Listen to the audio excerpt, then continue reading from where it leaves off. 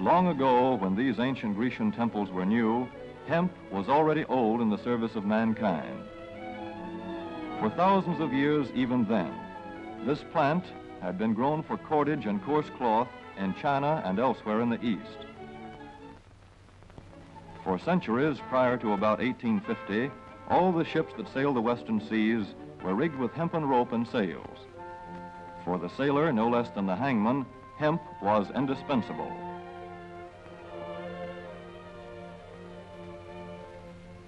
A 44-gun frigate, like our cherished old Ironsides, took over 60 tons of hemp for rigging. Including an anchor cable 25 inches in circumference.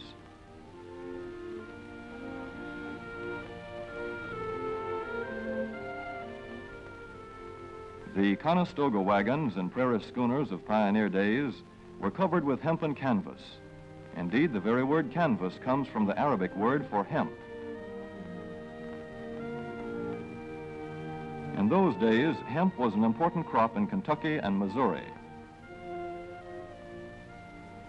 Then came cheaper imported fibers for cordage, like jute, sisal, and manila hemp, and the culture of hemp in America declined. But now, with Philippine and East Indian sources of hemp in the hands of the Japanese, and shipment of jute from India curtailed, American hemp must meet the needs of our Army and Navy as well as of our industries. In 1942, patriotic farmers at the government's request planted 36,000 acres of seed hemp, an increase of several thousand%. The goal for 1943 is 50,000 acres of seed hemp. In Kentucky, much of the seed hemp acreage is on river bottom land such as this, along the Kentucky River Gorge. Some of these fields are inaccessible except by boat. Thus, plans are afoot for a great expansion of the hemp industry as a part of the war program. This film is designed to tell farmers how to handle this ancient crop, now little known outside Kentucky and Wisconsin. This is hemp seed. Be careful how you use it. For to grow hemp legally, you must have a federal registration and tax stamp. This is provided for in your contract. Ask your AAA committeeman or your county agent about it. Don't forget, hemp demands a rich, well-drained soil such as is found here in the bluegrass region of Kentucky or in central Wisconsin.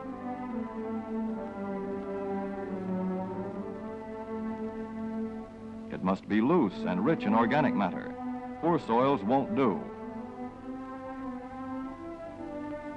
Soil that will grow good corn will usually grow hemp. Hemp is not hard on the soil. In Kentucky, it has been grown for several years on the same ground, though this practice is not recommended. A dense and shady crop, hemp tends to choke out weeds. Here's a Canada thistle that couldn't stand the competition. Dead as a dodo. Thus, hemp leaves the ground in good condition for the following crop. For fiber, hemp should be sown 5 pecks to the acre. With drill, the closer the rows, the better. These rows are spaced about 4 inches. This hemp has been broadcast. Either way, it should be sown thick enough to grow a slender stalk.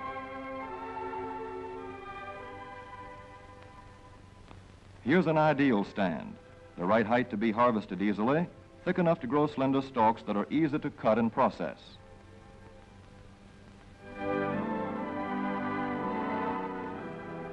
Stalks like these here on the left, they yield the most fiber and the best. Those on the right are too coarse and woody. For seed, hemp is planted in hills like corn, sometimes by hand. Hemp is a dioecious plant. The female flower is inconspicuous, but the male flower is easily spotted. In seed production, after the pollen has been shed, these male plants are cut out. These are the seeds on a female plant. Hemp for fiber is ready to harvest when the pollen is shedding and the leaves are falling. In Kentucky, hemp harvest comes in August.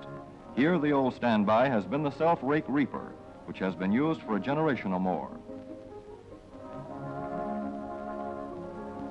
Hemp grows so luxuriantly in Kentucky that harvesting is sometimes difficult, which may account for the popularity of the self-rake with its lateral stroke.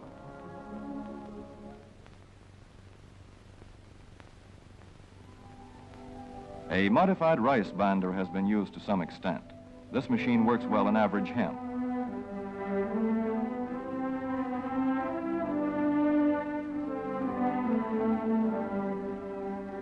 Recently, the improved hemp harvester, used for many years in Wisconsin, has been introduced in Kentucky.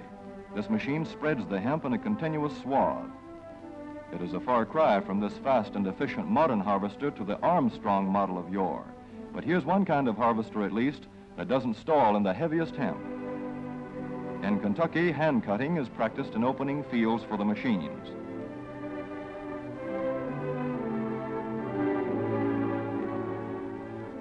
In Kentucky, hemp is shucked as soon as safe after cutting, to be spread out for retting later in the fall.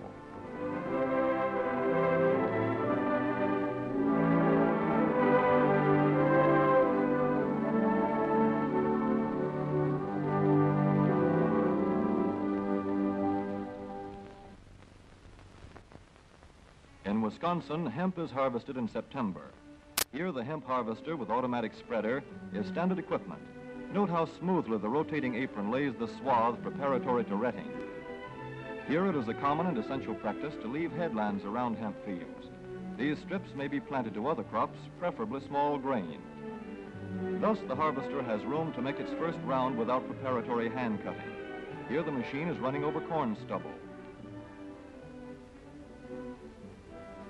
When the cutter bar is much shorter than the hemp is tall, overlapping occurs. Not so good for retting. The standard cut is 8 to 9 feet. The length of time hemp is left on the ground to ret depends on the weather. The swaths must be turned to get a uniform ret.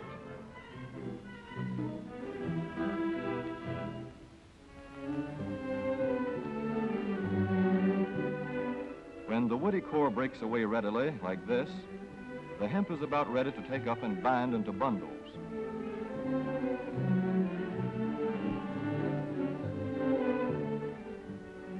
Well-retted hemp is light to dark gray.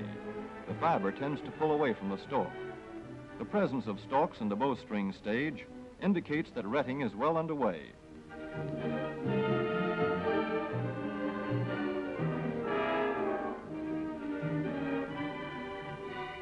When hemp is short or tangled, or when the ground is too wet for machines, it is bound by hand.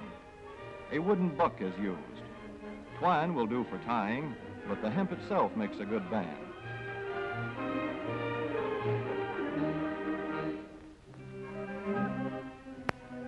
When conditions are favorable, the pickup binder is commonly used. The swaths should lie smooth and even with stalks parallel. The picker won't work well in tangled hemp.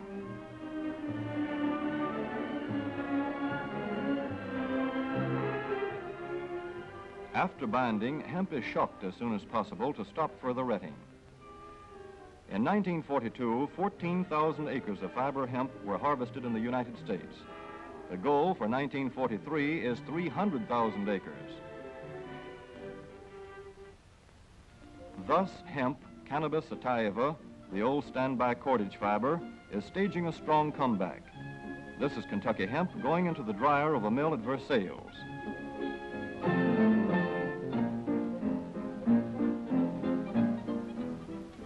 In the old days, breaking was done by hand, one of the hardest jobs known to man.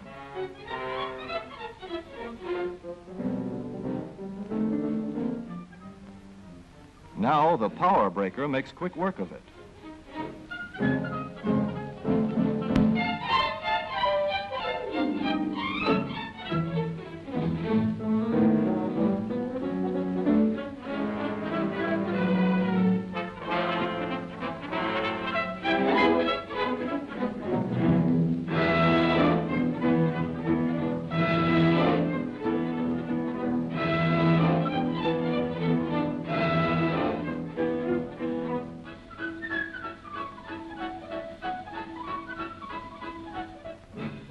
Spinning American hemp into rope, yarn, or twine in the old Kentucky River Mill at Frankfort, Kentucky.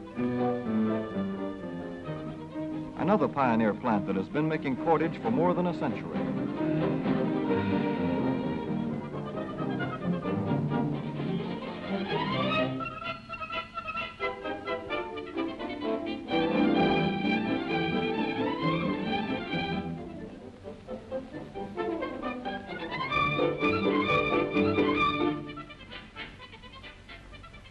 All such plants will presently be turning out products spun from American-grown hemp. Twine of various kinds for tying, winding armatures, and upholsterers' work. Rope for marine rigging and towing, for hay forks, derricks, and heavy-duty tackle. Light-duty fire hose. Thread for shoes for millions of American soldiers. And parachute webbing for our paratroopers.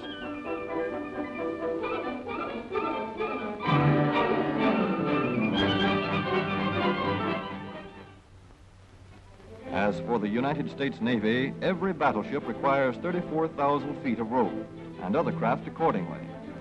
So here in the Boston Navy Yard, where cables for frigates were made long ago, crews are now working night and day making cordage for the fleet.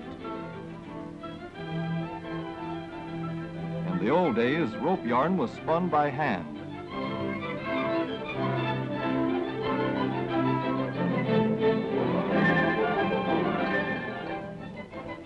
Today, even the rope walk is mechanized. 160 fathoms to go.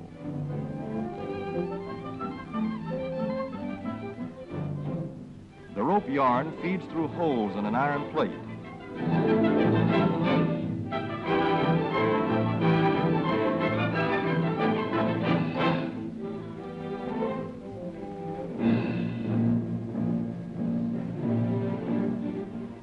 This is Manila hemp from the Navy's rapidly dwindling reserve. When that is gone, American hemp will go on duty again. Hemp for mooring ships, hemp for tow lines.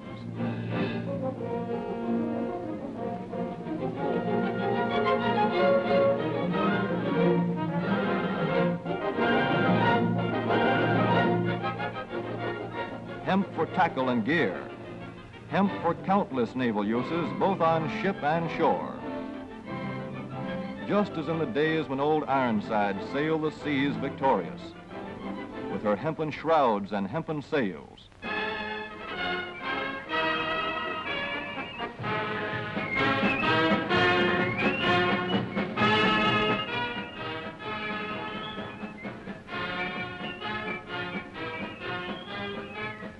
Hemp for victory.